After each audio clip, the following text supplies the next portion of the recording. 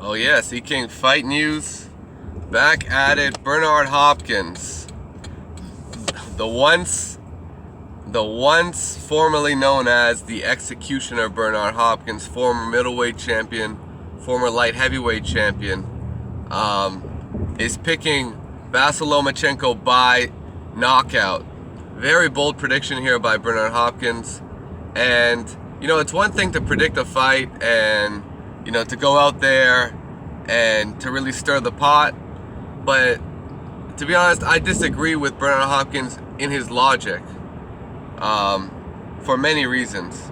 Now, what he had to say, shout out to Boxing Scene for the article.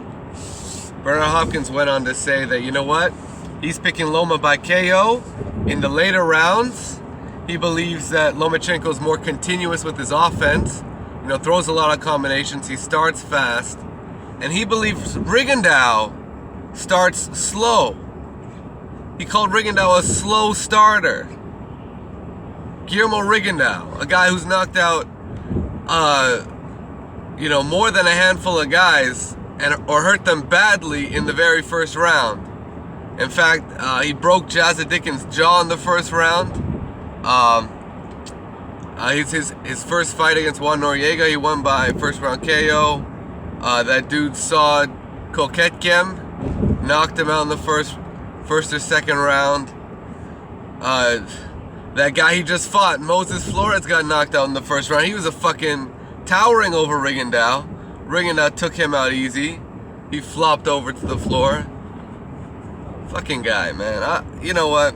Rigondeaux, I believe, is gonna can potentially hurt Lomachenko early on, and he's being very underrated and underestimated by guys like Bernard Hopkins.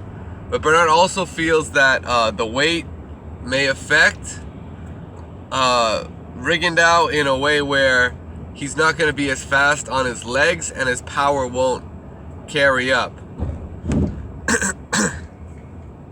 Now, Rigondeaux's a bit older in his career, and like Bernard Hopkins, Rigondeaux has stayed very disciplined and kept himself in excellent condition for the majority of his career, where he's fought at 122. Similar to Bernard Hopkins, actually, where he stayed in excellent condition at 160 pounds. But they both skipped a weight division when they jumped up, if you think about it. Because Bernard Hopkins, he went from 160 to 175 pounds. However, yeah, that's absolutely true. His first fight in light heavyweight was at 175 pounds against Antonio Tarver.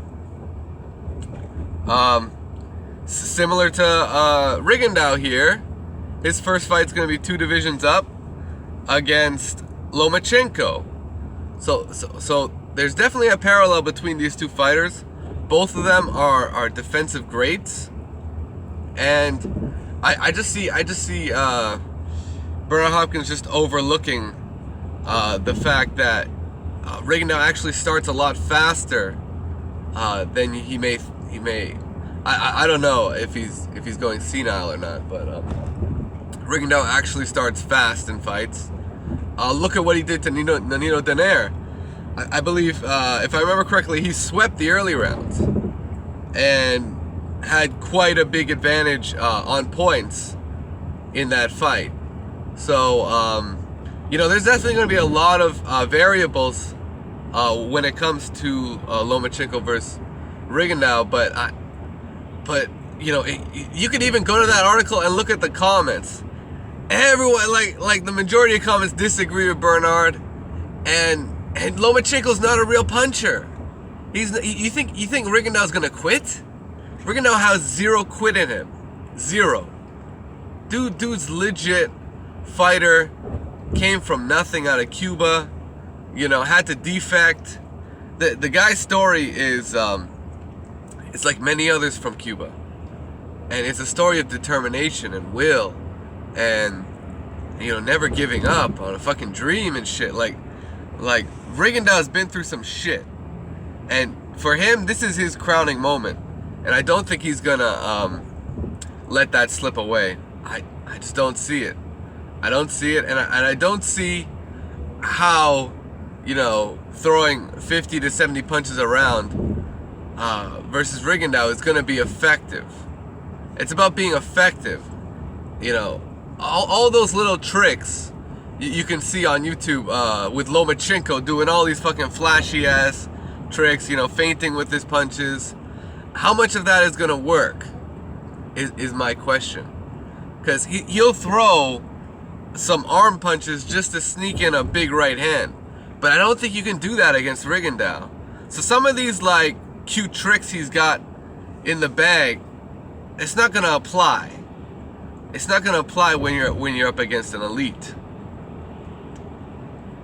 right? Because Rigondeaux will just counter the fuck out of him.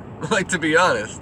So I think Rigondeaux's the one guy that can go tit for tat with Lomachenko, and I have to disagree with Bernard Hopkins here. I don't think this fight's gonna end with a Lomachenko stoppage. Not this one. Nope.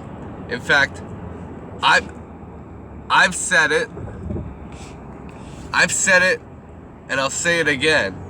The best fighter on Lomachenko's resume was his third fight against Gary Russell. And he secured a victory, but that was his third fight. Since then, he has had a drop off in competition. And Nicholas Walters was like an anomaly because he didn't show up to fight. He simply did not show up to fight. You know, the dude quit for no good reason. Other than, you know, he kept getting hit with Lomachenko's punches, but you know, that's just an anomaly. Like, I don't really see that as a predictive indicator. Even though Walters was an impressive fighter in himself, but he was never known for his excellent boxing ability. He was always the big puncher that had a great equalizer and that had some length and reach. Lomachenko, however, but the problem with Walters is he never really used his reach. He's a guy with long arms, but he fights on the inside. Rigondeaux knows how to use his reach. There's a big difference there, and that's going to be the part that might irritate or annoy Vasyl Lomachenko in this fight, because Rigondeaux is a master at controlling distance. Much like Bernard Hopkins, there's a lot of similarities between Bernard Hopkins and Rigondeaux, and it's so weird that Hopkins doesn't recognize this. So for now, yeah, I disagree with Hopkins. What do you guys think? E-King Fight News. You know what it is, guys.